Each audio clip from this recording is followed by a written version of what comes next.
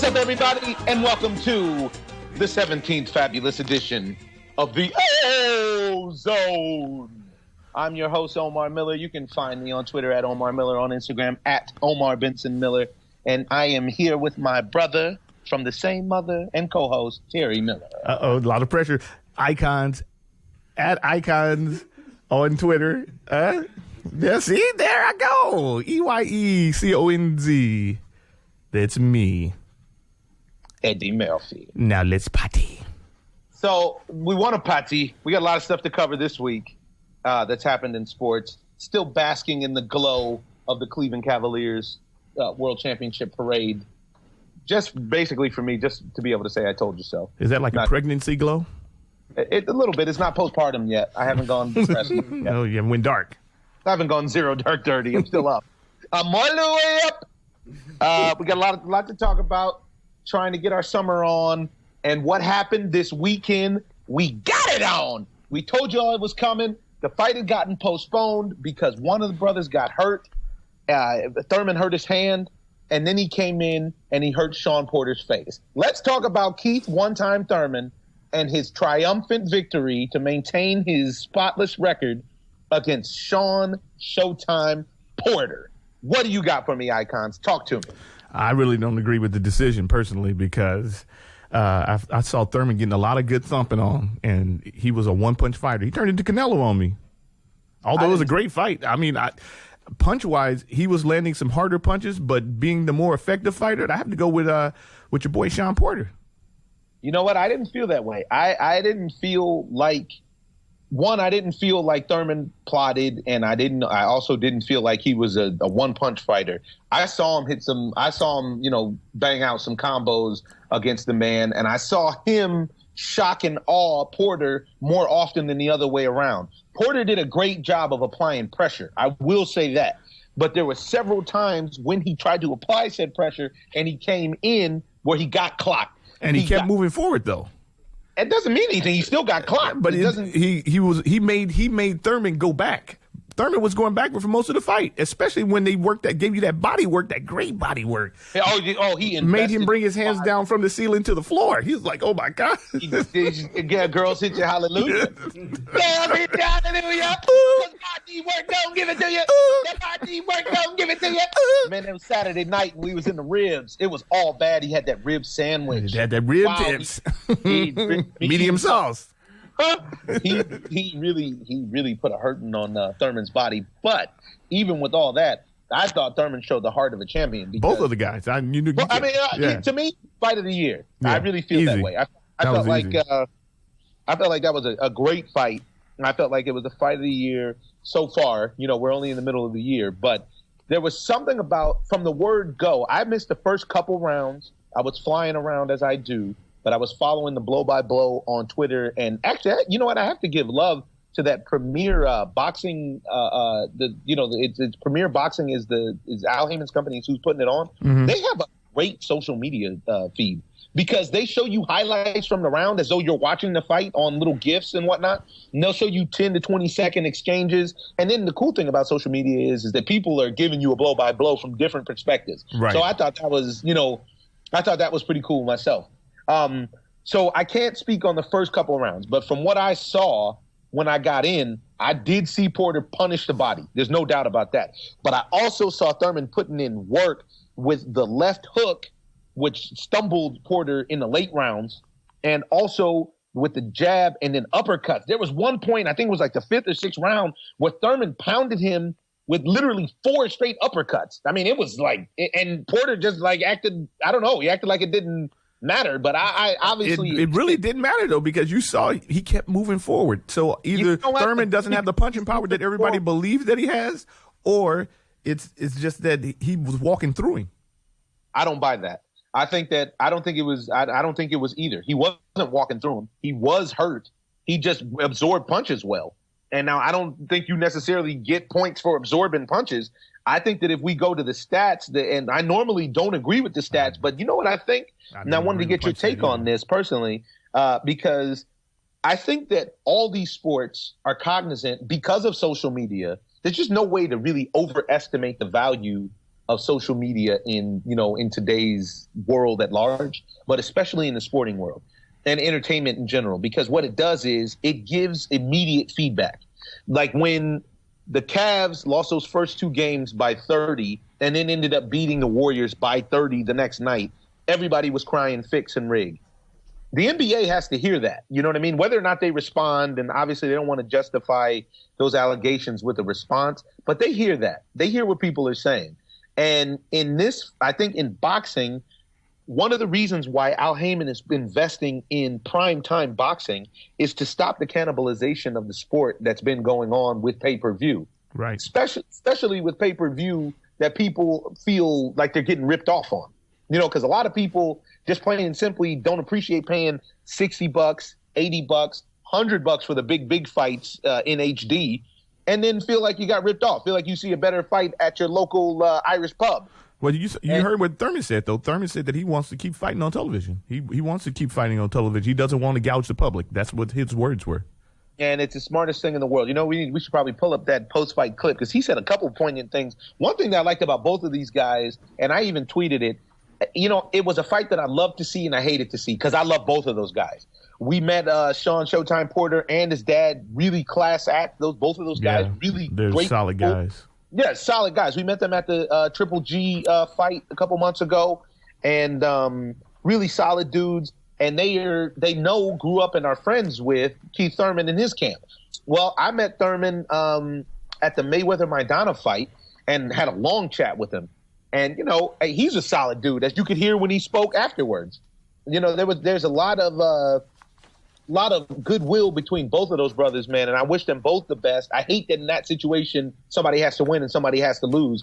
What I hate a little bit more is that punishment, because what else happened this weekend is that Floyd Mayweather got the Fighter of the Year award, and one of the things that he spoke about was how he wasn't getting brain damage. He always talk about he ain't getting brain damage. I ain't getting brain damage. Look, okay. He says, he's happy that he was a defensive fighter. You look at fighters like his uncle Roger and like Muhammad Ali, and he said, it's wear and tear, and I'm happy that I'm still sharp. I have all my faculties about me, and there's something to be said for that. But there's also something to be said for the bloodthirsty crowd who like fights like we saw on Premier Boxing Champions this weekend. And those guys for 12 rounds went toe-to-toe. Now, big guys can never do this. Let's just get that out off the top. This kind of toe-to-toe punishment is designed for smaller man boxing, because little man boxing, you're not getting hit as hard as you are for a guy who's walking around at 220 or more. And you realistically, when one punch gets you out of there, the real one time is the heavyweight division. But I like what Keith Thurman said. I like what he stood for. I even like his in-fight analysis, in your post-fight analysis of the fight, because he said, look, Sean brought the pressure. Sean did what he did, but I was able to defend a lot of shots and parry a lot of shots, and I landed crisper shots, sharper shots. And that was a very interesting thing, because most of the time guys say, no, I just won. Take my word for it. It's like a Donald Trump thing. Right, but he did say something slick right after the fight, though. He said something. What was this? Something to the effect of. You got to say something slick. I mean, he's the champ. He's an undefeated champion. What do you expect him? You go around selling Boy Scout cookies? Yeah, man, but you heard the crowd didn't agree with it, though, because the crowd was in there booing. I don't care about the crowd. But you just talk about the crowd on social media. The crowd is social media. What? The crowd is social media as well, just like the crowd that was inside the Barclays Center. Yeah, but the sample size that's inside of the arena has nothing to do with the sample size of millions that's on social media, because that sample size is actually diverse. The crowd that goes to the actual fight is there, and they're just literally, they just see that thing in the actual arena, just like we are when we go to the fights. Right. You remember, I think that it was a lot like when we watched, who was it, Cotto fight Canelo, and I think that they saw what we saw, because when I was watching the fight, and if you watch it without listening to the announcers who are trying to jade you or send you one way or the other, then you recognize what was going on, because he wasn't getting any credit for the body work. I mean, you get. I don't think that's the case. I think that was the case. That's the case. And I'm looking at the scorecards now. One thing that's very interesting is that all three judges, Eric Marlinski, Waleska Roldan, and Steve Weisfield, all had it 115, 113. But one thing that I find really interesting is they had that, but they had it in different rounds. Like, they all scored the rounds differently. On the first card, here's the scores. The first round, 10-9 Thurman. Second round, 10-9 Porter. Third round, 10-9 Porter. Fourth round and fifth rounds went to Thurman, 10-9. Sixth and seventh went to Porter, 10-9.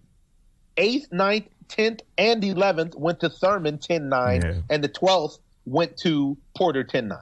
On the second card, well, just basically, if you get a chance and you look up the cards, you'll see they saw the fight even, but in different ways. You know what I mean? Everybody saw the fight at 115, 113, which is just a round of difference. You know, I really can't stress enough how important I feel it is for judging to return to the even round. Right. The even round really, especially when you have an even number of rounds that the guys box. Well, if the first round either could have went to Porter or it should have been even, but it shouldn't have went to Thurman because he started pressing the issue and he started applying pressure to Thurman, and that's when Thurman started backpedaling because he actually hit Porter with a good shot, but Porter kept coming forward. So after that, the things sort of changed because he found out that he wasn't intimidated by his power. And then he went to work on them ribs like a slab. He put a slab. He put Memphis style. He went Memphis on it? I don't know. Them Arkansas ribs kind of nice, too. No, he slabbed them down. I tell you that much. Lathered them up with sauce and everything. Me and Sauce, pick it up. But it was, wow, that was a serious display of body work. But I really feel like, and I've known you my whole life, you really, when you go one way, you fully commit to it. And it's admirable. At the same time, you can get blinded. You shoot blind, in the words of Tupac, because you're not giving credit to a lot of the work that Thurman did. No, he punished that man as well. They both got punished. I mean, both of them, I imagine, took a trip to the hospital. Great fight. Then that's a fight. At the Barclays Center this Saturday, a fight broke out. Yeah. Not some sort of dance arena. Right, in a defensive fight. Nobody, if you're in a fight, I don't want to see a defensive fight. I want to see guys with technical skills and then also want to see you fight. When I get from a Floyd Mayweather fight, it's not actually a fight, but he's teaching me a class or trying to give me a clinic. I'm not in college to watch you fight, dude. I paid like $75. I want to see you mix it up. Hey, man, you sound like you got a lot of animosity towards Floyd. I don't know what Floyd hasn't fought in forever. I don't know why you're still bringing him up, but let's cut to our boxing reporter live from every fight and get your sack back. Ellie, what up, man? Talk to me. How you feeling? I'm feeling great. Just came back from New York City. The fans over there are hungry for boxing, and they got a great fight in Keith Thurman and Sean Porter. Great atmosphere. They were booing. They were cheering. Porter fans were happy, man. Thurman fans were happy. But at the end of the day, you got to give it to both of the players. Boxing is so tricky how to score it. It could have been a draw. It could have gone this way. It could have gone that way. I'm okay with Thurman winning because he's a champion, and if you're going to take the belt from him, take it from him. Yeah, I can go with that. I can roll with that. And see, now this is where me and my brother are getting on different pages right now. He saw Showtime Porter doing more work. He just really appreciated his body campaign. I saw the fight, and I saw it very close. I wasn't actually mad for once. I wasn't mad at the judges. I could have gone with the draw, but I also could have gone with one-time winning, 115, 113 like they did, because it was only one round difference. It's not like it's there wasn't any of those crazy lopsided numbers that make you say, oh, it's rigged. And that's a big deal for boxing. It is. But Sean Porter was so fresh after the fight, during the fight. I saw Thurman slowing down. He was moving like the mummy. I mean, I didn't see that. I think you're going. He slowed down a lot. You can't really. When they announced the 113, 115, I did not know who they're going to call it for. That's how close it was. Yes, I agree. But now, is that because of boxing or is it because of the actual fight that took place? What do you mean by that? Look, it was very close because there was one or two punches that Thurman landed that you're like, wow, I can't believe Porter's still standing. And one of them actually had his knees buckled. But at the same time, there was a jab in later rounds to Porter's gut. Sorry, to Thurman's gut. Porter landed it, and Thurman started running to the other side of the ring. He sure did. He sure did. He ran all over the ring. He tried to get on the course and get out of there. I think that was like the 12th round, 11th or 12th round. No, I think it was like the 9th or 10th. It was somewhere down the line, but here's the deal. we always complain about boxing that we never see the best fighting the best. We always see people fighting people after their prime, people in a catchweight, people. They're not. This was a fight of two fighters with everything on the line. Keith Thurman came in, not worried about letting his not the OZone, but he said, I can let my O go. Must win to become the king of 147. Nobody lost any stock in this. Nobody got. You could say, yeah, Porter could feel disappointed, but it's okay. I had Thurman. I'm okay with that. It's fine. No controversy. And you know what? I feel you on that, because one thing, and I didn't even bring that up, and I think it's a great point that you brought up there, Ellie, which is both guys had a lot to lose here. And even in a loss, Sean Porter didn't lose anything. This guy gained all the fans that he could gain. He's definitely going to get paid, because I would pay to watch him fight if it was a pay-per-view fight. You know, I think that him beating up on Adrian Broner went a long ways with fight fans, because we got to see how much punishment he could actually inflict on another guy. And in this situation, he got put to the test. I actually watched the fight live at the StubHub Center in Carson, California, when he lost to Kell Brook, and I felt like Kell Brook dominated him. And for him to bounce back since that fight and to give such a great fight to his boy, I mean, it's that the fact that these guys are friends in real life is just mind-blowing to me. Right. Because they punished each other, man. They really punished each other. You have to enjoy fighting to do something like that. Absolutely. And here's the thing. Thurman right now, you got to like him against almost anybody. I mean, his options are Manny Pacquiao. I think he beats Pacquiao. Mayweather, very close fight. We have to see which Mayweather goes up. Broner, Khan. I mean, it's a deep 147 division. And right now it looks like Thurman's on the top. But the same thing you could say about Porter. He could fight anybody, and it will be a great fight.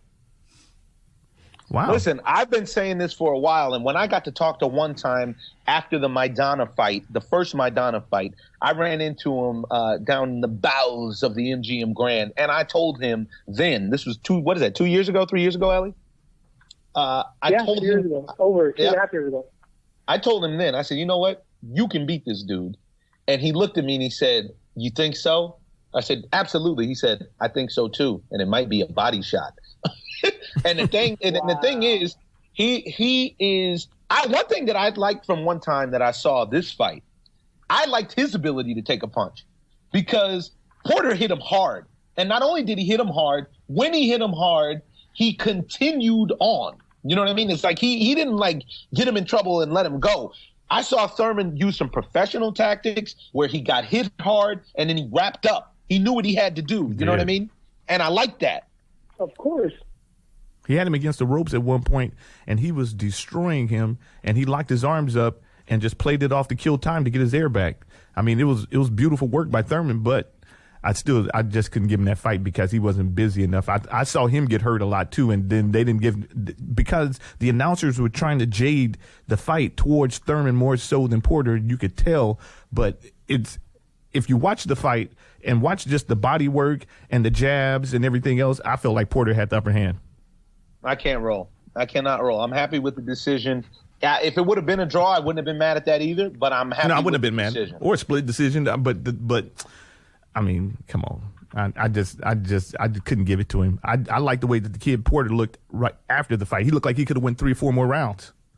That means nothing to me. That means that he didn't get punished. Like you were saying that he got punished. No, he got punished. It just means he's a real warrior. And that's exactly what I'm saying. Look, he was like where's that Energizer Bunny? He's like Charlie Sheen, one step go, and he would have slowed down for anything. And you can only imagine, because he was going full force from the first second. Many times fighters will go in so hard, like they'll pace themselves, go easy the first 2-3 rounds, then go 100%, then slow down. But he was going full force the whole fight, which is incredible. Because if you ever sparred, if you had those 3 minutes, feel like 30 minutes. Yeah, that's true. Now, I say this as well. I want to get your take, Ellie. Now, you're in, you know, it doesn't get farther into boxing than you are. My thing is this. I think that whether we're talking NBA or we're talking boxing, there's been a lot of legitimacy questions that have been going around for a long time. And I think that one of the reasons that UFC has been able to usurp boxing as far as ratings and whatnot in a lot of ways is because there's always a clear-cut result. You never know, you never have to guess who won. Now, one thing that I'm seeing that Al Heyman's company is doing with this Premier Boxing Championship Series is I like the way that the fights are officiated. This ref is the funniest ref in the world, just with his very distinct movements. But he's a good referee, I think. And also, when I looked at the CompuBox in this situation, the CompuBox in this situation actually looked real, as opposed to normally when I see CompuBox numbers, it's so lopsided for the guy that has the more financial upside for boxing in general. That's true. That it's as crazy as the actual, usually the false scorecards from these old judges. In this fight, CompuBox had Porter landing 236 punches and Thurman landing 235 punches. They have Porter throwing 662 punches and Thurman throwing 539 punches. All of that, based on what I've watched, seemed to be pretty accurate because they were trading. One guy would go and try to kill that one guy, and then the other guy would go and try to kill the other guy. They were trading for 12 rounds, and I felt like those numbers were pretty accurate. What I'm getting at is, do you think that the boxing being on network television, do you think that there's been an edict or mandate to come along for boxing to now get itself together as far as decisions and officiating goes? I'm sure it has something to do with it because pay-per-view people pay money. They're going to enjoy the experience. It's like WWE. Yes, you have your favorites, but if you paid money, you want a show. So maybe they're going to give you a show no matter what. But network TV is free, and you want to lure in the casual sports fan, people who would not go look for boxing, but you're putting there in their face, and you want to. This was one of those fights where even if you didn't know any of the fighters, you were glued to the screen because you didn't know if the next punch will end it. It was that good of a fight. And I think there is a point to that. Like, look, let's talk about the NBA for a second. I've never had so many people tell me that the finals looked rigged to them. Whatever reason they may have. Like, how do you up 3-1 and lose such bad shots in the last 10 seconds or the last 5 minutes? The people left with a feeling that it's rigged. This fight, no one said that. No one felt, like you told me in the beginning of this conversation, for a change, you didn't feel that it was lopsided, like it was a robbery. So maybe it's a good sign if that happens and they're cleaning up boxing, because everywhere I go, to be honest with you, I go everywhere, and I meet all kinds of people from all walks of life, from really, really famous to just regular people who have a day job or whatever. They always tell me, like, boxing used to be good, we used to love it, but the pay-per-views, but the corruption turned us off. It's very hard to get people back into a sport with such a black eye. But things like this change it, and great fights bring people in. Manny Pacquiao brought people in, whether you loved him or hated him. Mayweather brought people in, whether you loved him or hated him, because he could, even Broner, a lot of people criticize him. But he's one of the few fighters that's a household name regardless what kind of sport fan you are. So fights like this, results like this, accurate CompuBox, not lopsided or numbers that look way too inflated. Because how could they say someone threw 816 punches when I watch the fight? When I watch the fight, right? I know he didn't throw 816 punches. No, he didn't. But they spin it that way, and it's marketable, and nobody questions it. And sometimes even I have to hold back because I cover fights, and I can't work much because there's percussion. Of course, I'm covering boxing. I still have to be diplomatic. But what you're saying is very accurate. Yes, they want to clean up the sport, and they want the best to fight the best. Look, we all want to see Canelo fight Triple G. Will it happen? I have no idea. I don't think so personally, and if it does, 2-3 years from now. But it's not the same fight like if it happened last week. Right. Next week. Just plain and simply not the same fight because the public thirst isn't the same. And, even Floyd Mayweather brought it up in his acceptance speech for his for winning the Fight of the Year, which was, boxing is not just this guy should fight that guy. It's a business. It's a show. And Canelo is Golden Boy's doing the right thing because he's their cash cow. They got to protect him. That's not what sport is about. And I feel like this is something that this is one of those things that has made America worse. Because we've gone away from the traditional values of the best fighting the best and being able to take a loss and bounce back to it all being about finance, to everything being about money. And it's disappointing. Losing is part of life. Big O, everybody lost. You're an actor. You're famous. You've done epic movies and TV shows that are legendary. But you can't say that you've gotten every audition. Maybe you have. I don't know. Maybe I'm wrong. Not every interview that I've done is going to win for me report of the year, video of the year. It's obviously not. So you win some, you lose some. Speaking of the awards, I'm going to tell you guys a funny story that nobody knows, but this is the part of me that just, I don't care and I say what's on my mind. So Mayweather's team called me to tell me, hey, Floyd's going to get honored tonight, make sure you're there. So I showed up in jeans, t-shirt, and gym shoes.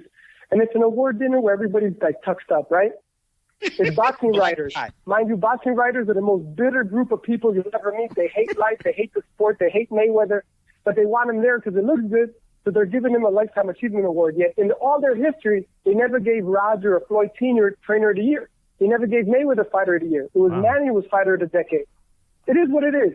They call him boring, but they honor him, right? And I give him props for not holding a grudge, because if it was any one of us, someone who hates on you for so many years, I don't need your award.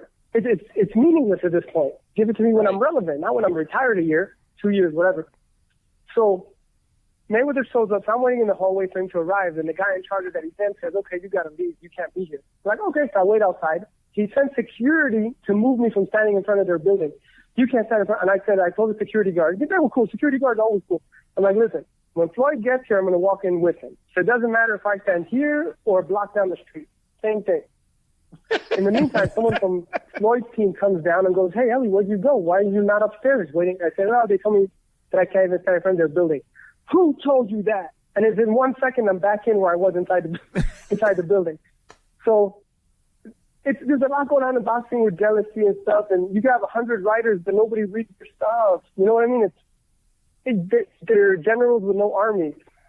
I could start a website today. They're not living the sport on a regular basis. I agree with you there. Now, while I got you on, let me just cover this really quickly. You know, I think now this weekend also on Saturday night, across the pond, as they say, Anthony Joshua beat up on Dominic Breazeale. And I have to say, this guy looks like he's in a worse shape than me, potentially, Breazeale. And he still took the champ 7 rounds. I think that is a loss inside of a win. Joshua didn't look great. He looked better than Dominic, which isn't necessarily saying much. And after watching this fight, I actually feel like, you know what?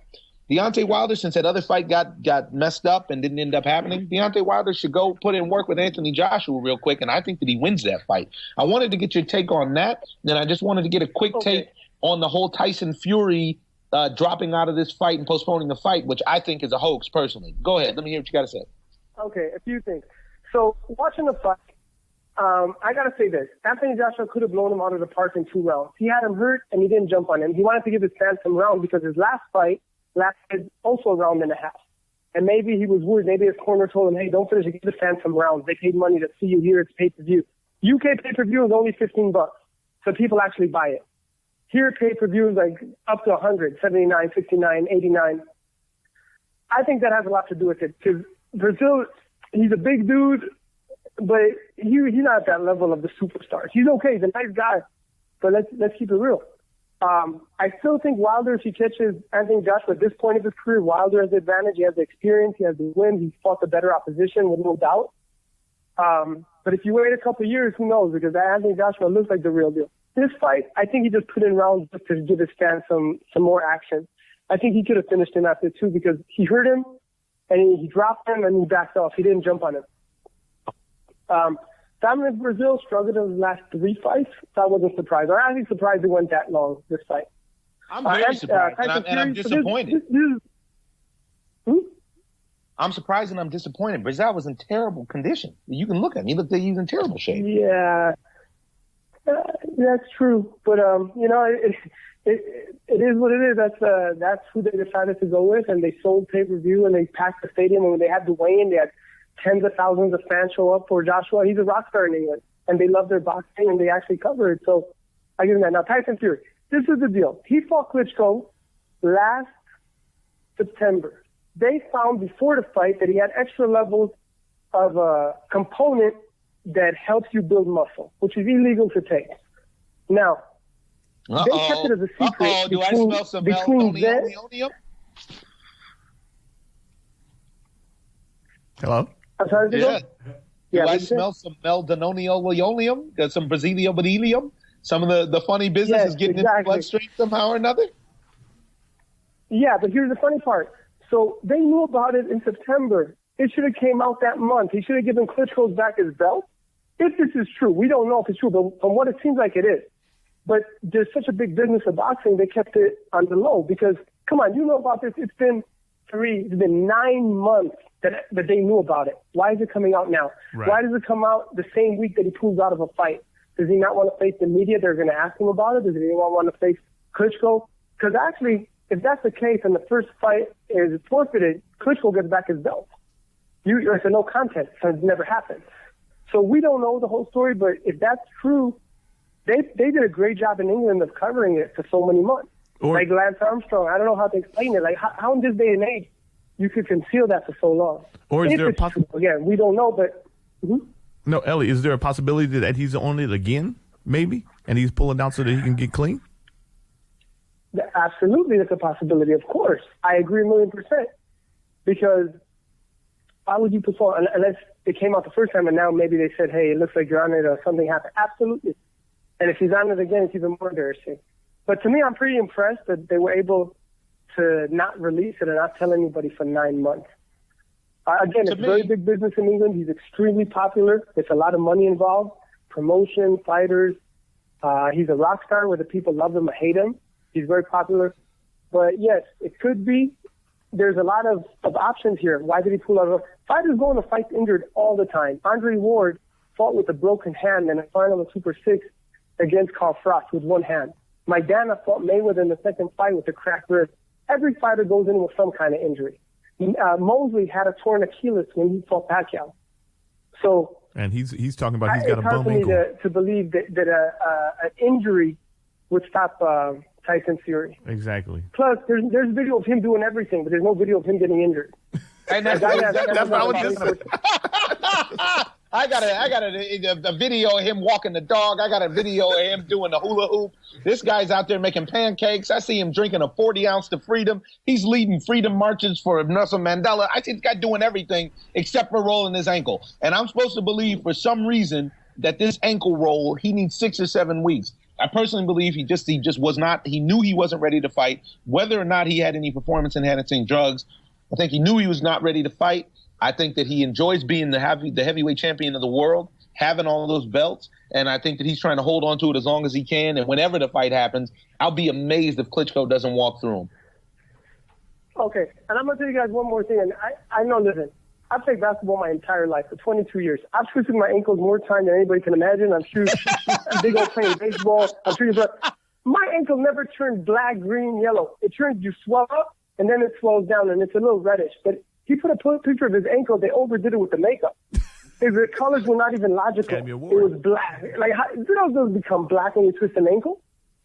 So, and he's got the best trainers in the world. But I also know what a twisted ankle looks like, and that's definitely not what it looks like. So it's possible, but I think a still picture with a little coloring on it is not the same like a real injury. But we don't know, and it's a shame and it's unfortunate. And fighters should not try to cheat. Just win if you're good enough. You're not good enough, hey, you give it your all. Yeah. And you know what? One more question. What about this Pacquiao-Broner? Do you think it's going to happen?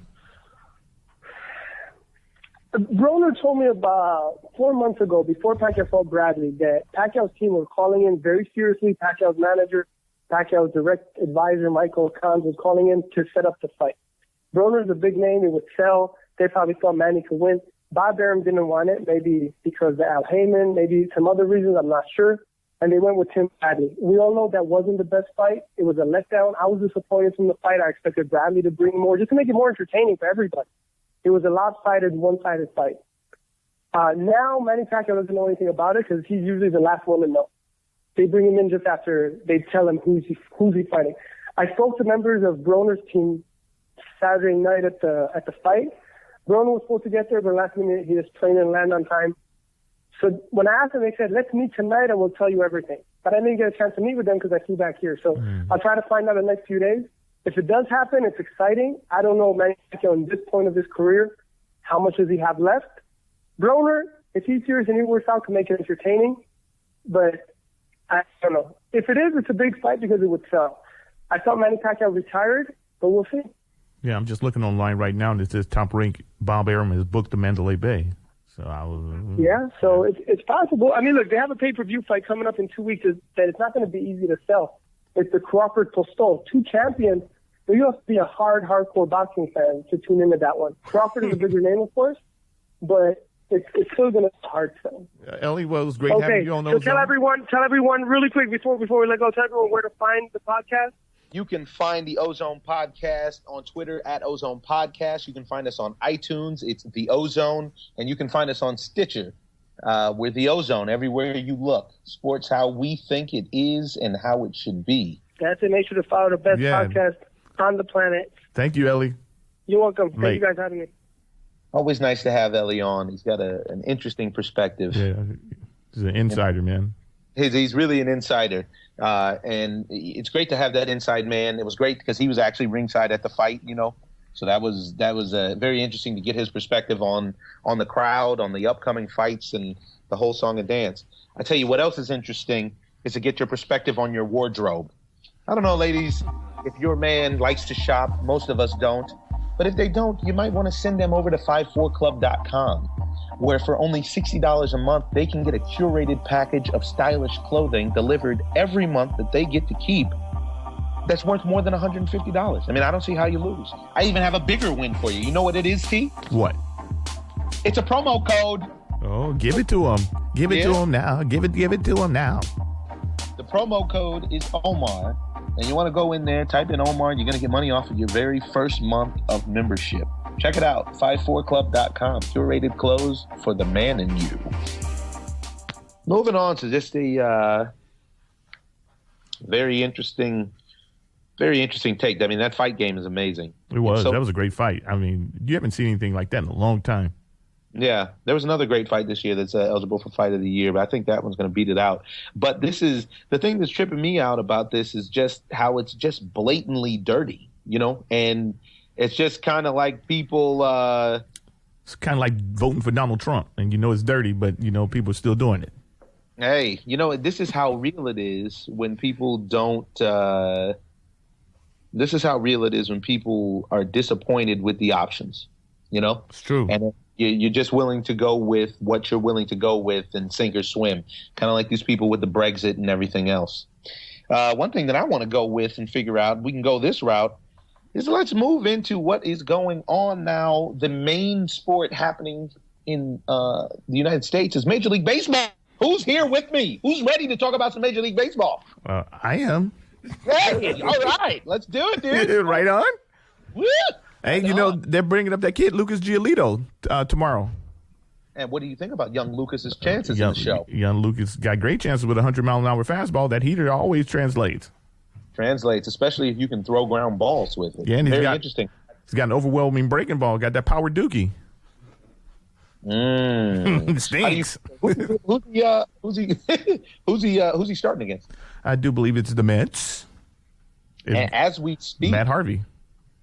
And as we speak, the Dodgers actually just closed out Pittsburgh to avoid a 4-game sweep, which was an ugly look. Speaking of funky, it made me say, ew. Yeah, but you know what? The Pirates had a lead, a 4-run lead. What's going on with Francisco Liriano? He's on your fantasy squad. You got to have the inside on that. I do have the inside, and my fantasy squad is in last place. And that's why because Francisco Liriano has forgotten how to pitch, as have the rest of the bums that are on my squad. It's very disappointing. I take my fantasy game very seriously, and what's going on here is just totally and completely unacceptable. I am happy that I have the big stuff from Curacao, Kenley Jansen, out there, and he gave me a 1.1 inning save, struck out 2, and I needed that. Happy to see the Dodgers get back on track. I think good luck with that last one. Break, it's going to be a lost cause for the Dodgers because the Giants are going to pull away with this thing. I don't see anybody beating the Giants, like I've said, the Dodgers got to get another stick. Well, they're talking about getting Jay Bruce now. I have no idea why, because Jay Bruce swings the stick, but he's just another lefty in a lefty-handed lineup. I mean, you don't need another lefty. You need a power righty. Puig is not a power righty. No, he's not. And we got rid of a power righty by the name of Matt Kemp, who once upon a time was the best player in all of baseball. Now he's down there playing on a terrible Padres team, but he's still putting up his numbers. Yeah. I don't know what that's about. But what I wanted to speak to you about is the man, the myth, the legend, the alleged domestic violence abuser, Jose Reyes, coming back to the New York Mets to try to rescue their season from the throes of constipation of being able to score runs. Well, what do you think that Jose Reyes still has in the tank? He's got a lot in the tank. We went full circle, man. He came back home. But, I mean, you need more than Jose Reyes over there. That's one guy. He gets up like what, every 2 or 3 innings? If that, Jose Reyes is not enough to save that organization. The pitchers, everybody's got a bum elbow, so we need to speak to the trainer over there, and then also we need to get more sticks in there. They keep sending guys up and down, up and down. You need to have consistent bats, consistent power bats, not Lucas Duda. You had Conforto up there, you brought him up, you sent him back down. Now what? Now who are you bringing up? They're bringing up another lefty, another kid from the minor leagues. I mean, it's not going to fix the problem. I just don't know what Conforto could do in that situation. I mean, I like the get sent down, like how he played. Yeah, I mean, but I don't know what he could do to have kept his spot. Nothing. I think he played well when he got the chance to play. He didn't get the chance to prove himself against lefties consistently. The kid hit a bomb in the postseason off of Clayton Kershaw, and that locks you in my lineup. Yeah, you locked in my lineup. You showed me that you're a gamer at this point. Yeah, and I don't know. It's just an interesting thing for the Mets there. And the other thing I wanted to cover with you, the Cubs dropped 3 out of 4 to the Miami Marlins this weekend. I had a chance to go to the stadium, check out a game. I got a chance to watch Jose Fernandez dominate the Cubs over 7 1/3, or maybe around 7 1/3 or something like that. Devastating, huh? Oh man, watching this guy live. Jose Fernandez can pitch on any team that I'm a part of any day of the week. This kid's got so much heart. He's fired up. He's out there tagging up on fly balls. He's stealing bases. This dude is cooking churros in the stands. He's doing everything. This guy is a serious baseball player, and you can see he takes serious pride in his game, and he had it out to school Wilson Contreras, the Cubs rookie phenom, and he did exactly that. Now, the Marlins moving into second place there took 3 out of 4, and it begs the question, are the Cubs overrated, and if so, why? Well, they're overrated just because they don't have disciplined hitters in their lineup, and if you go against a stud like Jose Fernandez, like you know that you're going to in the playoffs, then they're not going to be around too long because you need to have grinded out at bats. You need to not strike out as much. You have to get a guy's pitch count up so then you can get him out of the game. But if you sit there and you swing at everything or you can't foul pitches off, then it's going to be early exit. Yeah. Interesting. Yeah, there's a lot going on. Me myself, I think that personally, I think the Texas Rangers may be the best team in baseball right now. I still think that the Giants win the World Series, but I think that right now the Texas Rangers, what they're doing over there is really impressive. I think the Bannister's he's getting the most out of those players because they've had guys get hurt and drop down, and they're half of their rotation has gone to the DL, if not more than half, and now they're still winning games and they're beating good teams, and I'm they manhandled the Red Sox this weekend. Go. Yeah, they manhandled the Red Sox. Yeah, and the game that they lost to the Red Sox, they actually should have run. Yeah, but you know what? You can't put that much faith in like Kobe Lewis to win big games and stuff like that. He's been around a long time, but he's not a shutdown pitcher. He's pitching over his head right now. Although he's hurt, when he comes back, he's pitching over his head. Yeah, and I'm still waiting for the Kansas City Royals to wake up. They seem like they wake up and then they go back to sleep. Then they wake up and then they go back to sleep. But they don't have any starting pitcher right now either. I don't understand why they didn't keep Cueto. I don't understand why, but why anybody didn't keep Cueto. I don't know what the problem is because all he does is deal. He seems like he has mental lapses when he goes against teams like the Phillies, right? Guys that are not supposed to, Yeah, they gutted him out yesterday. Guys that are supposed to be the easy wins. I think he may have a mental let up, but when it's big game time, that's the guy you want. Right. I mean, who would you take? Jose Fernandez, Johnny Cueto, or Clayton Kershaw on the teams that they're on now? No, I'm going with Johnny Cueto if I got to go with that, with the teams that they're on now. Over Jose Fernandez, huh? Well, the Giants are a better team than the Marlins. Got to be able to hit the ball. You think they can grind out those at-bats? I don't think the Marlins can. I know that the Giants can. The Giants have a whole stadium full of hardware to let you know how they grind out. Yeah, that's true. They got rid of Barry Bonds, and they reported to the World Series immediately 3 times in like 5 years. I don't know what else they can do. Barry would love to rub that in their face, huh? Because they got big Justin Bohr swinging the stick now and everything. Justin Bohr is a stud, man. That kid weighs 279 pounds. What is he, like 6'6"? I don't know. You make him sound like King Kong Bundy over there. I don't think he's that big. I know he lost a lot of weight. I think he's more like 6'3", 250. His numbers say 279. I think that was his preseason weight before he hit the fitness regimen. They said he lost 40 pounds. I was on the broadcast. They said he lost 40 pounds to start the season. Right now, he comes in at 6'4", 279. I don't think, maybe, but I know that he's a big dude. I know that much, and I know he lost weight. And yesterday, he looked good running the bags, right? That's what I was going to say. He was motoring around the bags. He looked really good, really, really good.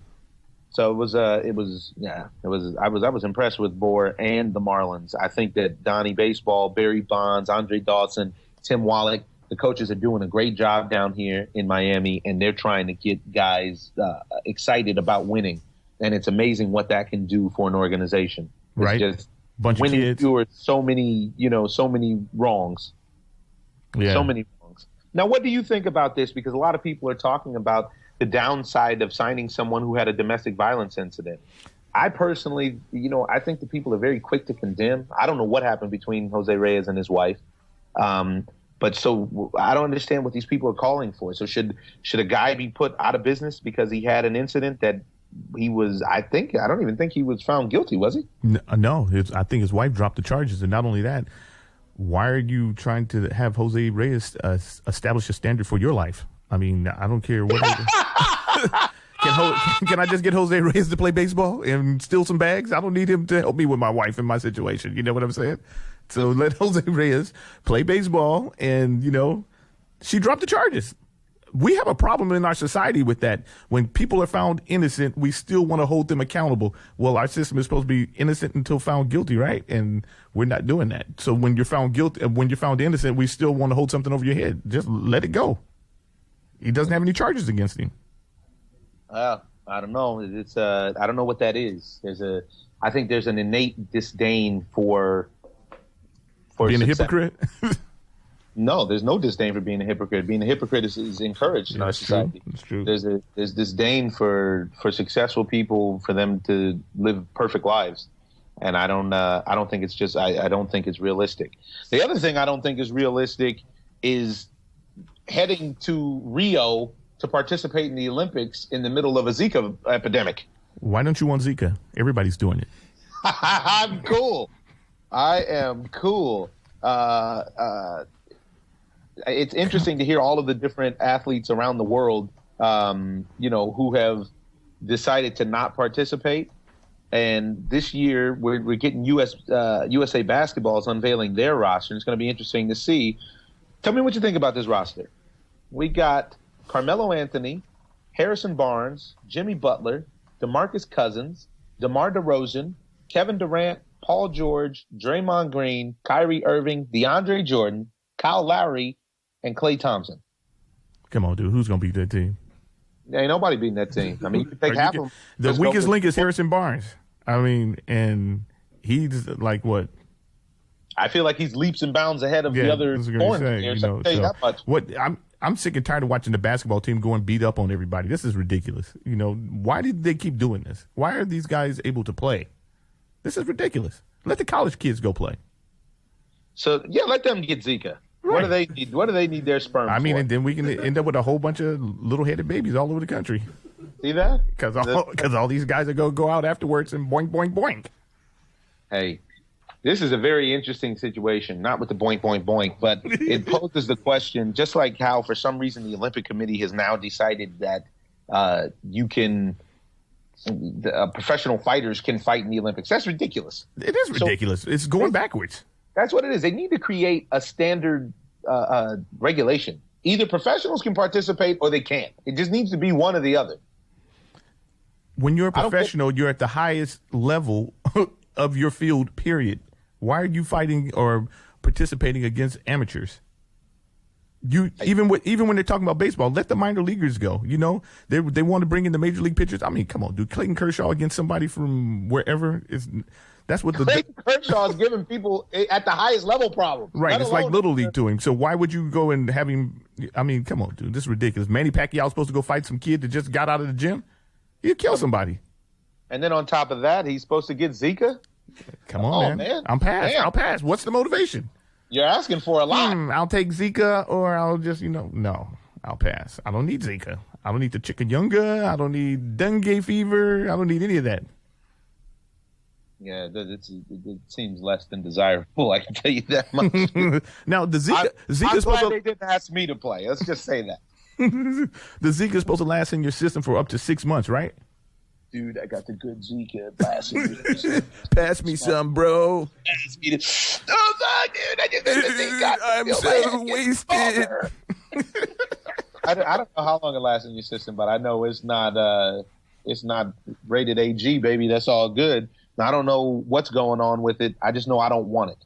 I don't even like getting stung by regular mosquitoes, let alone genetically modified mosquitoes. Well, riddle me this, Batman. Don't you think that it would have been better to, instead of spending all that money to bring the Olympics there, wouldn't it be better to take that money and to help eliminate the Zika virus in Brazil?